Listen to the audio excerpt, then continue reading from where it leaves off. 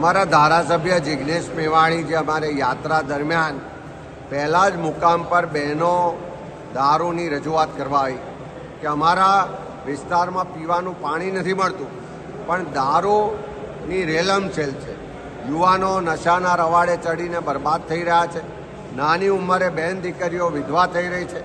અને એ પ્રશ્ન લઈને જ્યારે જિગ્નેશભાઈ પોલીસ સ્ટેશન ગયા અને જે એસપીની સાથેનો વાર્તાલાપ છે, એસપીની સામેની રજૂઆત છે, એ મહિલાઓનો આક્રોશ રજૂ કર્યો, ત્યારે એનો અવાજ દબાવવા માટે રાજ્યના ગૃહમંત્રી જાણે બુટલેગરોના વકીલ હોય, જાણે હપ્તા આપવાવાળા જેમના વહીવટદારો છે એને બચાવતા હોય એ રીતે સંસ્કારી ને અસંસ્કારીની વાતો કરે.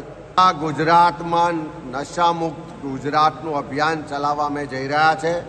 જ્યાં પણ નશો છે, જ્યાં પણ નશાને વધારવાવાળા લોકો છે, જ્યાં પણ દારૂ ને ડ્રગ્સની બધી છે વેચવાવાળા લોકો છે, એ બધાને ખુલ્લા પાડીશું.